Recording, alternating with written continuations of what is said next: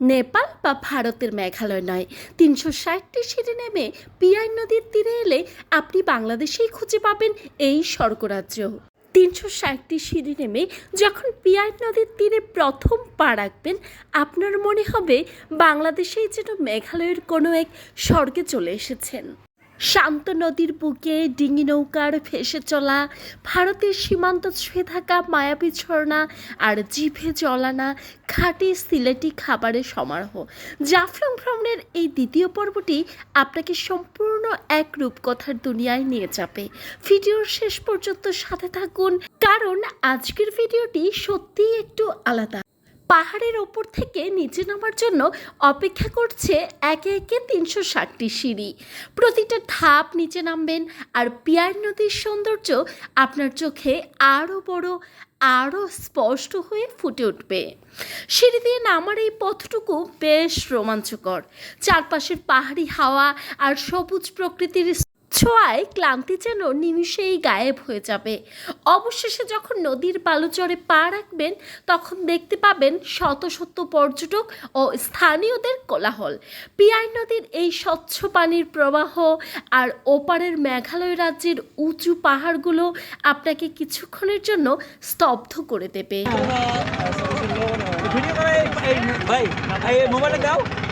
নদীর তীরে পা রাখতেই চোখে পড়বে এক বিশাল মেলার মতো পরিবেশ। নদীর পাড় ঘেঁষে গড়ে উঠেছে অসংখ্য রং বেরঙের স্টল। এখানে কি নেই? ঐতিহ্যবাহী দেশি খাবার থেকে শুরু করে সরাসরি সীমান্ত পেরিয়ে আসা ভারতীয় জনপ্রিয় কসমেটিক্স, থ্রি পিস, চকলেট আর চিপস। মেয়েদের জন্য এই জায়গাটি যেন একটা শপিং প্যারাডাইস। নানা রঙের পাথর আর ঝিনুকের তৈরি গহনা থেকে শুরু করে ঘর সাজানোর নানা শপিস, সব মিলবে হাতের নাগালেই। নদীর ঠান্ডা বাতাসে ঘুরে ঘুরে এসব স্টল দেখা আর কেনাকাটা করার আনন্দটাই একদম আলাদা। এবার আমাদের মূল আকর্ষণ নৌকা ভ্রমণ। মায়াবী ঝর্ণার দিকে যাওয়ার জন্য আপনাকে উঠতে হবে পিয়াই নদীর নৌকায়। নৌকার ইঞ্জিনের শব্দ আর পানির ছলাৎ ছলাৎ শব্দে শুরু হয় দীর্ঘ জলযাত্রা। দুপাশে উঁচু সবুজ পাহাড়, মাথার ওপর নীল আকাশ আর নিচে কাচের মতো স্বচ্ছ পানির মামা স্রোত। কি কি রান্না হয়েছে মাটির হাঁড়িতে? মাটির হাঁড়িতে হলো আপনার, এটা হলো গরুর হান্ডি। ওয়াও, এটা কি? পাহাড়ি মুরগি। ওয়াও, এটা হলো আপনার হাঁসের মাংস। ওয়াও, হাঁসের মাংস। এটা হলো আপনার ব্রয়লার। ওয়াও, এটা হলো ডিম।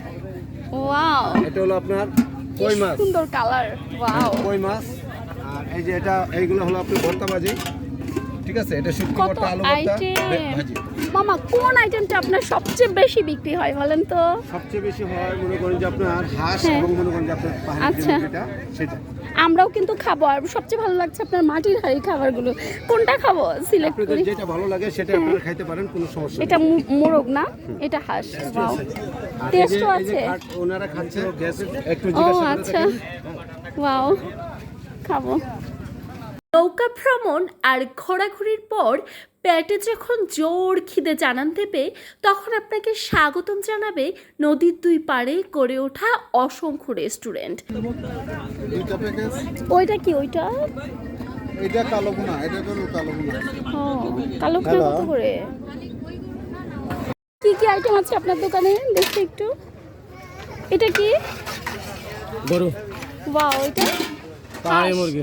ও, পাহাড়ি মুরগি। ওয়াও, কত করে পাহাড়ি মুরগি? 200 টাকা প্যাকেজ। গরু? গরু 200 টাকা। আচ্ছা, এটা হাঁস। এটা বালি হাঁস পাকে, এটা পাকে এটা কত করে? 200 টাকা। খাবো আপনার এখানে। রুই মাছ কান 160 টাকা, মাথা খাইলে 200 টাকা। আচ্ছা, বাইং ও, মাছ কান মাথা 170 টাকা।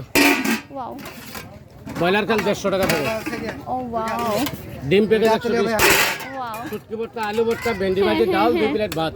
আপনাদের দোকানের নাম কি মামা? মোহাম্মদ শামসুল মেহেদি বেনারস। পিতা পুত্র কুমিল্লা রেস্টুরেন্ট এটা? ও আচ্ছা। মায়াবী ঝর্ণার দিকে যাওয়ার পথে নদীর এপার এবং ওপার দুই পাড়েই রয়েছে সিলেটি ঐতিহ্যবাহী খাবারের বিশাল আয়োজন। এখানে এসে সিলেটের ঐতিহ্যবাহী হাঁসের মাংসের কালাভুনা, বাঁশ মুরগি আর নানা পদের খাঁটি শুটকি ভর্তা না খেলে আপনার জাফলং ভ্রমণই অসম্পূর্ণ থেকে যাবে। গরম গরম সুগন্ধি চালের ভাতের সাথে ছাল ছাল ভর্তা আর নদীর তাজা মাছের ঝোল এক কামড়েই সব ভ্রমণ ক্লান্তি একদম উধাও হয়ে যাবে। প্রকৃতির স্নিগ্ধতা, পিয়ার নদীর শান্ত পানি, পাহাড়ি বাতাসের শিহরণ আর সুস্বাদু খাবারের স্বাদ সব মিলিয়ে জাফলংয়ের এই দ্বিতীয় পর্বটি ছিল চিরস্মরণীয় এক অভিজ্ঞতা।